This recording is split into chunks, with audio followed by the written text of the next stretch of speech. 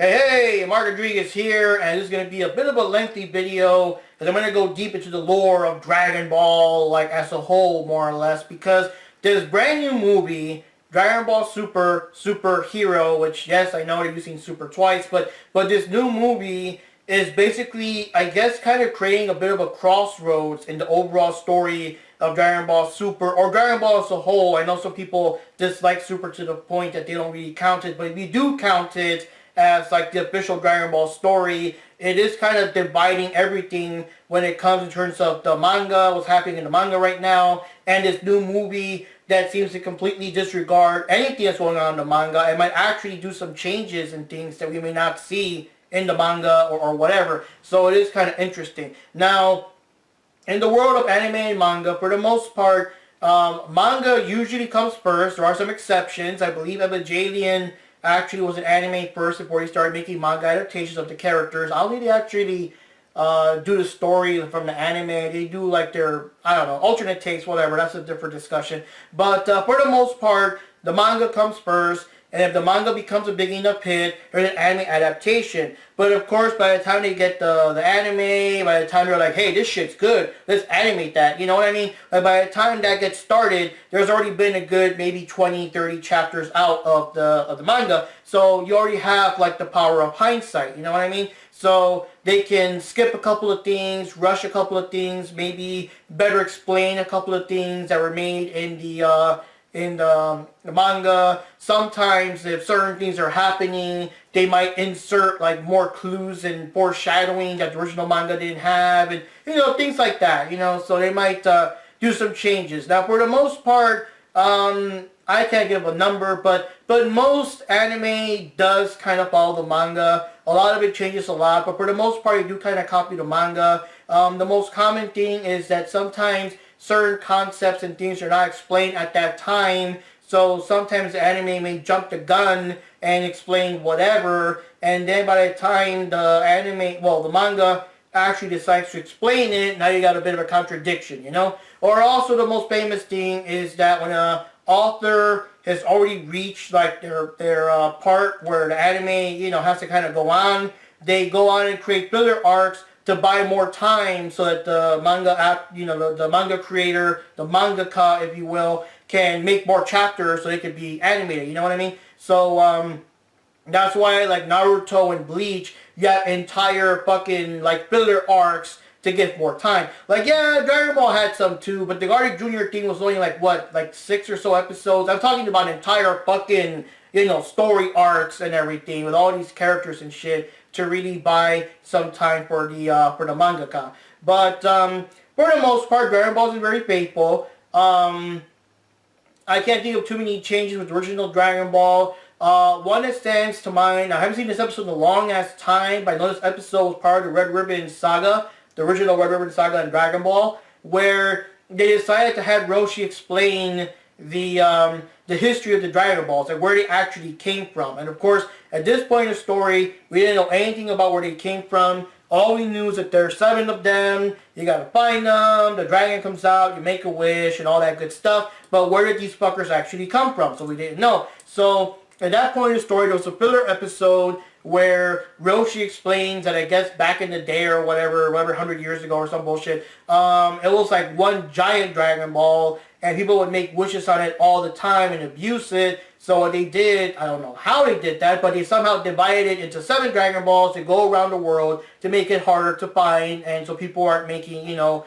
multiple wishes non-stop or whatever the fuck, you know? So obviously, by the time we got to the Piccolo Daimao arc, then we got introduced to Kami-sama, Mr. Popo, Kami-sama's temple and all that. Then we found out like the real story of the Dragon Balls, and I guess Dragon Ball Z elaborates even more. But you know what I mean? Like, these are concepts that didn't exist when they were making the Red Ribbon Army saga and everything. So all those things get kind of forgotten. If you notice, like all the filler stuff, at least in the Japanese version, I know sometimes the dub likes to throw in extra lines or whatever, but in the Japanese version, the characters never ever refer to Garlic Jr. or Krillin never remembers his ex-girlfriend Marin or whatever. Like none of that shit, because it never happened. They just move on, you know? And the story about Roshi with the giant Dragon Ball, like all that gets like disregarded and stuff, so that's, you know. So, for Dragon Ball Z, the two changes that don't really affect the story, they're just minor changes that I could think of off the top of my head, was that when they were on Namek for the first time and Frieza made his big appearance and they were killing off the villagers and stuff, if you guys remember back then, Dende actually had a brother. When he was first introduced, he had a brother named Cargo, and when the kids were told to run, and manga version, Frieza himself zapped and killed the kid. He killed Cargo. But in the anime version, he sends Dodoria to do it. And I'm assuming it's, you know, to give Dodoria more screen time or whatever before, because he's like the first minion that gets killed, if you don't count Kui, I guess. But you know what I mean? I guess it was to give Dodoria more screen time. In the manga version, Frieza himself did it. But, you know, it doesn't really make a big change in the story. It's still Frieza and his men killing people. Oh my god, you know, you gotta save Dende or whatever. And the other difference was in the Cell games when Gohan turned Super Saiyan 2 and he started like one-shot killing the Cell Juniors. Now keep in mind, I'm talking about the original Japanese anime, because I know that the anime has gone to a lot of like censorship and changes and shit, so don't think this was like a censorship thing. This is how it was in the original Japanese version. When Gohan killed Cell Juniors, they pretty much exploded into like puffs of smoke. Like, yeah, they would get like torn in half and shit, but they would basically blow up into puffs of smoke or get vaporized or whatever the fuck. But in the manga version, holy shit, Gohan kills these guys, but as they're blowing up and getting torn in half, you see like brains, you see, you know, entrails and shit, guts and everything. They're fucking, like, they're just getting like destroyed, like you know, not puffs of smoke, but destroyed to fucking bloody bits. Like, holy shit. Now I'm thinking that maybe the anime changed it because while Dragon Ball Z always had people like coughing up blood, tearing limbs, and getting impaled and stuff, like, it never really dealt with, like, you know, disembowelments and brains coming out and shit like that. So maybe they thought that, yeah, that's kind of going too far. Let's make them blow up into puffs of smoke. But yeah, the original manga, if you guys own it or whatever, or you can find it online, go read the chapter where Gohan starts killing the Cell Juniors. Way more gorier than the anime version, you know. But, for the most part, it's very faithful. Now, of course, the first go-around back in the 90s, because love it or hate it, that's what we had back in the 90s. We had GT back then. And yeah, so the story ends with like 100 or so years later, where Pan's a grandma, and the next generation of Goku and Vegeta are fighting and stuff like that, and that was that, you know? But later on, we got like the Dragon Ball C special, the Yo Goku and his friends return, that introduces Vegeta's brother, and it was kind of like a reunion of sorts to see these characters coming back, because back then, like, we pretty much accepted that Dragon Ball was over with GT. Like, it was over, okay? That was like a part of your childhood that will never come back unless you rewatch the episodes. But that special was kind of, I guess, a mixture between, you know, just to take you back to that nostalgic place, but also maybe testing the waters, like, do people still care about Dragon Ball? Would people watch a new series or movie or something today, you know? And I'm not 100% sure if it's true or not, but I think the rumor was that Akira Toriyama hated Dragon Ball Evolution so much that he didn't want that to be like the last thing made by Dragon Ball. So he went ahead and made Battle of Gods and Resurrection F, because even if the movies are whatever, if worst comes to worst, at least those movies will be a better way to end Dragon Ball Z on a high note than fucking Dragon Ball Evolution. You know what I mean? So anyways, yeah, so the movies were made. And of course we got the concepts of Beerus and Whis and the Super Saiyan God, and of course Frieza came back to life, and we also got the Super Saiyan Blue with Goku and Vegeta. So all that stuff happened, and also the Galactic Patrol, because that also plays a big role later on. So they eventually made an anime series, of course it's called Dragon Ball Super, and they actually, for better or for worse, they went back and they redid the Beerus and Frieza movie into episodes, and I don't know, like, I'm kind of like on two minds of it. Well, first of all, the big complaint was, of course, like the crappy animation. It was very half-assed, and I believe it was because they were actually working on the Broly movie even back then, so most of the, I guess, better animators were focusing on the movie and not so much the anime. The animation did pick up more when they started going to the what do you call it, the Goku Black arc, and definitely the Tournament of Power had some awesome animation and everything. But yeah, a lot of people didn't like having to go back to those episodes, but in my opinion, I think it kind of works because it just feels weird to like start the anime with Beerus and Champa having a tournament, like right off the bat, and it's kind of like, hey, do you know, if you don't know who Beerus is and who we are, watch the movies. Like, I feel like I shouldn't have to watch movies to understand what's going on, you know. It just, I don't know, like, I didn't like that idea.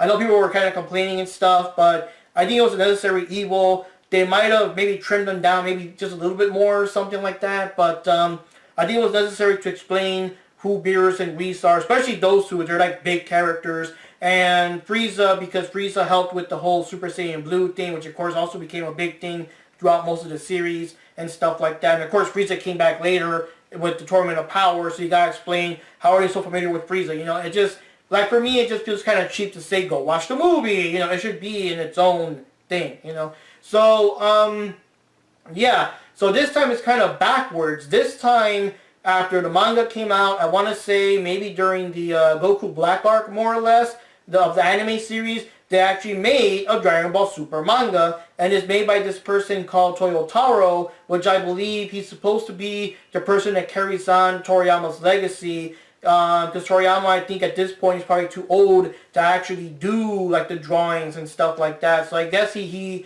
pitches his ideas and character designs and stuff like that, and Toyotaro does it. And yeah, so when the manga started out, it was basically, again, the Battle of Gods retold. It was kind of trimmed down a bit. It got more to the fight. I like that when the party's there, it just says, like, to see more of the party, watch the movie, you know what I mean? Just to kind of get closer to the fighting already. Now, they didn't have the Frieza arc, but he still mentioned that it happened. They start off with the arc of Goku and Vegeta training with Whis when Champa shows up, and it mentions that this happened after Frieza and after unlocking a new form called Super Saiyan Blue and stuff like that. So they did acknowledge that it happened, and not 100% sure it was Toyotaro himself. I remember that in Japan, when the movie first came out, Resurrection F, or it was about to come out, they made a manga, like a prelude or a lead-in or something, where I guess it kind of explains how Frieza came back. And it's kind of like, not the whole movie, just, I guess, till Frieza comes back. And it's kind of like, you know, oh no, what would Goku do? Watch the movie to find out, and that kind of shit. So I think that if Toyotaro drew that, he didn't want to, like, redraw it again, or, you know, resell you that manga within the, you know what I mean? So he just skipped that and went on with the tournament between, I think it was Universe 6 and 7 and stuff like that. So, yeah, so we got the Goku Black arc and stuff. And I think that by the time the Goku Black arc, the actual anime was ending. And it was kind of weird because we kind of thought that the anime was ending so that, you know, or having, no, not ending, but having a hiatus of sorts, so that while Toyotaro makes more manga, after a while, okay, we'll pick up and make more anime. But instead, no, when we saw the episode, like how it actually ended, like at least to me, it felt like the ending of the series, not the ending of the arc, and, you know, we'll be back in a couple of months or next year. No, it felt like yeah, Dragon Ball Super is over, you know, as an anime series. And I'm thinking that whenever they make another one, which is kind of weird, because up to this day, there is still no announcement of another anime, you know what I mean? I'm pretty sure it's going to be called something else. It's like how Dragon Ball Super was still called Super, it was not called, you know, Z again or whatever, you know what I mean? But that's the thing. So anyways, we got Dragon Ball Super Broly. So that came out, you know, it was a badass movie. It actually brought Broly into canon. It featured that Vegeta can turn Super Saiyan God, which was actually featured in the manga when he was fighting Goku Black. So this is their way of putting that in, because the manga now has the reverse power of hindsight. Now the manga can see the anime and make some changes here and there. And one of their changes was they actually showed Vegeta turning Super Saiyan God, which we haven't seen in the actual series, which, you know, raised a question like how did he turn Super Saiyan Blue without ever turning Super Saiyan God? And I guess the answer was he did turn Super Saiyan God. Somehow, behind the scenes, I don't know, but now he's showing it off, you know what I mean? Because Goku did not act surprised, he already knew, you know what I mean? And likewise, when he fought against Broly, Goku also like, what? Vegeta can also turn, like you know, like he already knew, so this was stuff that was already, like, known, but not shown until now, so that's weird, you know? So, anyways, the manga kept going. They got their version of Tournament of Power. They made some changes here and there too. I'm not really sure the specifics. I haven't read those chapters yet per se, but I do know one thing I know that they actually gave Gohan the rub. They had Gohan go up against Kefla instead of just Goku like the anime series where Goku was, I guess, going through all his transformations. But in the manga version, to show off, you know, Mystic Gohan getting back his full power, they made him go toe-to-toe against a fusion character, so that's fucking badass. You know, say what you will about Kefla or whatever, she's still powerful. She's still a fucking fusion character. So to have one person take him down that's, you know, not Goku, that's fucking impressive. So anyways, the manga continued, and, you know, we already had the anime series in the movie, and there was nothing else in the anime format, not counting, I guess, Dragon Ball FighterZ, I don't know. But in the manga, like, they ended the Tournament of Power arc,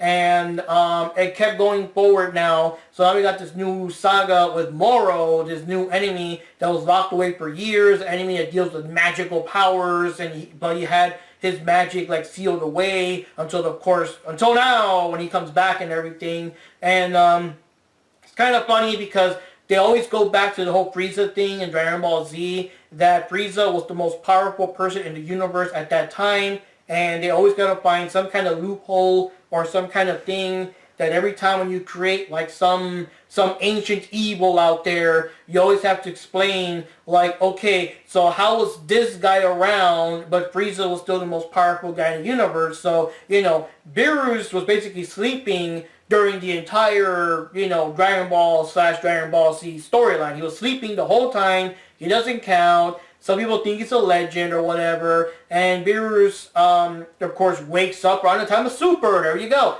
And Majin Buu was also created like millions of years ago, wherever the fuck. But he was, you know, trapped away in an orb like forever. And you can't feel his ki or nothing. He's trapped, so he doesn't count. No one knows of his existence, you know what I mean? And of course, any other enemy like Jiren and those, well, they're from other universes, so they don't count. They're not part of this universe, the main, you know, the Dragon Ball Universe 7.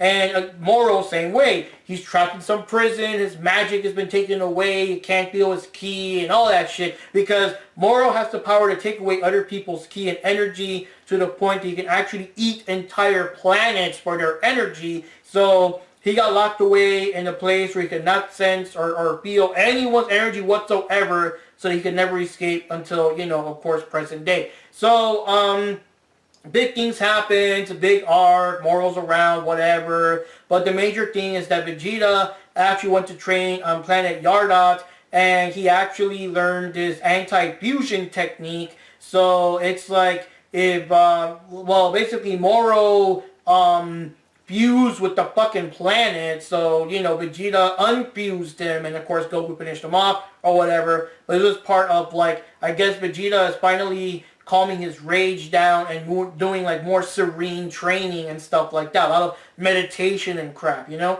But another thing was that while the manga version did not show like the Dragon Ball Super Broly, because there were, you know, there was whatever, they still acknowledged it happened. So basically Goku and Vegeta near the beginning of the arc, they get enlisted by the Galactic Patrol to help them fight against Moro. And during that part, they were talking, I guess, about Saiyans, or how there aren't any, like, that many Saiyans left or whatever. And then Goku did bring up, well, hey, we did meet Broly a couple of months ago and whatever. And they actually showed a scene of Goku and Vegeta fighting against Broly from the movie. And of course it says, you know, see the movie or whatever. But the thing is, they acknowledged that it happened. So it wasn't completely skipped over or ignored. They actually acknowledged that they did meet Broly and all that stuff. And of course people were kind of waiting to see, would Broly show up in the movie, well, in the manga, would we actually see Moro versus Broly? Well, sadly that never happened. And now we got this other manga chapter with this other character named Granola. I don't know his full story so much. The only thing I know is that apparently back in the day he had a team, and Bardock and his men killed everyone, but he was the only survivor. So of course he has, like, you know,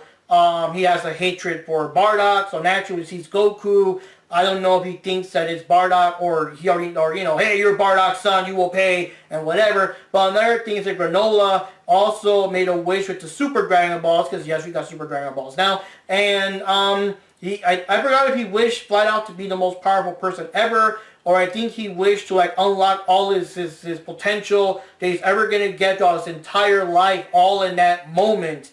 and things like that. So he's like super fucking powerful. He's powerful enough to give trouble to Goku and Vegeta. And I mean, his only weakness is just him adapting to having that power, to moving that fast and all that shit. But other than that, he's damn fucking invincible. And another thing is that Vegeta during this arc also has a brand new transformation called Ultra Ego. And yeah, I know it's funny because, you know, Vegeta, big ego, but I'm thinking it's more like the philosophical ego, like oneself or your inner it, that kind of thing. But it's still funny because it's Vegeta, you know. But it's kind of like the counterpart, the Ultra Instinct and the Ultra Ego, you know? And Vegeta basically loses his eyebrows like Super Saiyan 3, but he's surrounded by actual fire, like real flames, not just the, you know, Super Saiyan aura thing. And yeah, that did kind of cause a divide with the fan base, that the transformation was kind of lazy and whatever, but, you know, but anyways, the whole point is that a lot of stuff happened, and this story is actually ongoing. I think the chapter where Vegeta turned with the whole Ultra Ego thing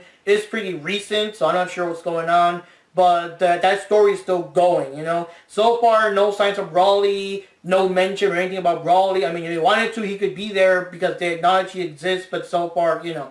So anyways, there was also a big meeting sometime last year between all the people, like the Toei guys, whoever owns the rights to make Dragon Ball, where they were discussing, okay, where do we take the series now? What happens next? What's going on, you know? And, yeah, I guess their idea was this movie, right? So we hear about the movie coming out. We didn't know. All we heard was, you know, a brand new Dragon Ball Z movie is coming out. So we got no idea what it's about, you know. Kind of like the Broly one. They just announced it. We didn't know. And then, holy shit, Broly's in it? You know what I mean? So this is like an announcement. So there was speculation about this or that. But a lot of us thought that, okay, so are they just gonna like animate the moral arc and somehow squash that into a 2-hour movie? Because a lot of shit happens in that arc. Like, are they gonna squash that into a movie? Because again, as of right now, there is still no news of a new anime series, you know. But then we get the title. It's gonna be called Super Hero, and just that, just the title. But like the title, like, you know, nothing in the moral arc happens that would bring that title up. So we're already thinking, okay, so this is new, I guess, and whatever. And of course, we got the trailer a couple of days ago, and we see, like I said, these millionaire guys, this contest thing, these 2 alien guys with capes that I'm assuming are powerful enough to do damage to Goku and Vegeta at this point in the game. And the bad guys may or may not be trying to revive the Red Ribbon Army and stuff like that. So it is pretty weird. It is pretty interesting. But the major thing about the movie is that this movie looks like it's completely ignoring and completely disregarding the events of the manga. As far as I know, it looks like it follows the last movie. Spoilers, I guess, with the movie, Broly ended with Goku and Broly actually being friends, and Goku actually saying that he'll come back to visit time to time so he can keep on training, because of course, you know, Goku loves to fight super strong guys. And there's supposed to be a real quick play the video at 2.5 speed, blink or you'll miss it thing in the trailer that actually shows that Goku is indeed training with Broly. So this looks like it follows straight after the last movie, which of course is contradicting the manga and everything. So I don't know what's going to happen, because I really, really doubt, because you know how it is, in the grand scheme of things, people, like, more people watch the anime compared to reading the manga, you know what I mean? So I really doubt the movie's going to acknowledge the stuff with Moro and with Granola, especially since the Granola thing's not done yet, you know? And I think it's like right now they're basically just introducing Granola. Like we still haven't like found out what his actual purpose is. You know what I mean? So that story still has a way to go. You know, but yeah. And then like I really doubt that the movie's gonna explain or, you know, show Vegeta turning into Ultra Ego, or Vegeta having, you know, the reverse fusion technique or whatever. Because again, if you don't read the manga, you're like, the fuck is this? When did this happen, yo? And that kind of stuff. And also, depending on what happens in the movie, like, I don't know, like if the Granola thing ends and they have yet another saga, which again is another thing, another saga, are they gonna somehow say, oh yeah, I remember them Red Ribbon guys and the 2 alien guys we fought and whatever? Like I don't know.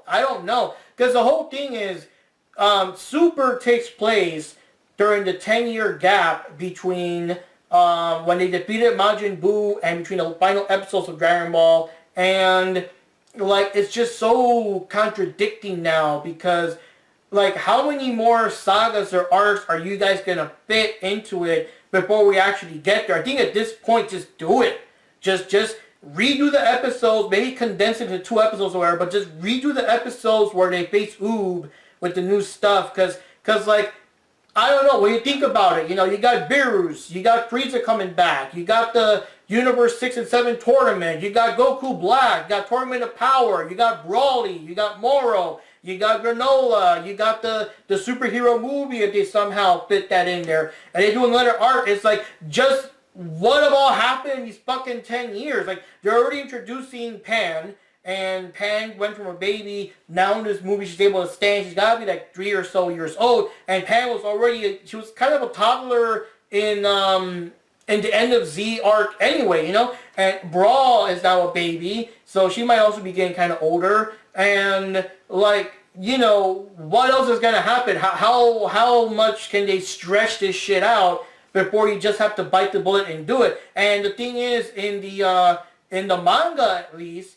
when it was, I think during Tournament of Power part, where they were looking for, you know, the people who's going to be in our team and shit, they actually acknowledge Oob existing. It's just that he's still younger than when we saw him in the episodes, you know. So it's like, he's younger, he's powerful, but he's not ready yet for that kind of thing. So they already acknowledge his existence. And then in super duper heavy spoilers, but when they defeated Moro with some kind of Henki Dama type thing, Oob appeared again, looking a little older, giving his energy and stuff like that, because they already knew about his big potential and all that shit. So, like, now they're really, like, I don't know what they're doing. I don't know what the fuck they're doing. I think Oob actually has God Ki now, which, of course, God Ki didn't exist in Dragon Ball Z.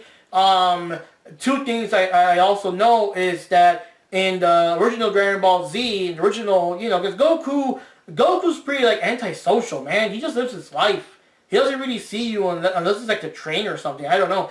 So, in the original Dragon Ball Z, after the Majin Buu thing, Goku just lives with Chi-Chi and Goten and doesn't see Bulma, and then for the whole fucking 10 years until the tournament. So the first time Goku sees Bulma again, Bulma's like chewing him out because what the fuck, you don't call, you don't write, you don't fucking visit, you know, whatever, for 10 years, you know what I mean? And of course that's not true anymore because, you know, Bulma's all over Dragon Ball Super, you know, Goku and them are all over the place. So obviously they've been hanging out, having all these adventures and shit, so that's contradicted. And number 2, remember that, Oob was strong enough to punch Goku's arm to the point that even though Goku blocked it, it made his arm numb, which of course for someone like Goku, like how strong he is at the end of Dragon Ball Z and whatever, that's like a very impressive feat for a regular human child to punch him that hard that his arm got all tingly and whatever for a couple of seconds, you know what I mean? But this is like just Dragon Ball Z Goku that only has like Super Saiyan 1, 2, and 3. Now that they're doing all this retconning shit, now we got like the same Goku that has, you know, Super Saiyan God, Super Saiyan Blue, and Ultra Instinct. That's the Goku that Oob hits now, and his arm is numb. And that's like, it's just a lot of shit. And of course you have to explain, I don't know, I guess Beerus and Whis weren't around, or they just didn't care. Because that's the thing, they hang out with the heroes too much, you know, like they're supposed to be in their heaven dimension, wherever the fuck they are in the afterlife world or whatever, but they sure visit our heroes way too fucking much. So, like, if they appeared only when needed, more or less, you know, like, it would make sense, but, like, now it's kind of like, okay, where were Beerus and Whis during the tournament? So they might have to retcon it. I don't know, I'm just saying, it's time to move on.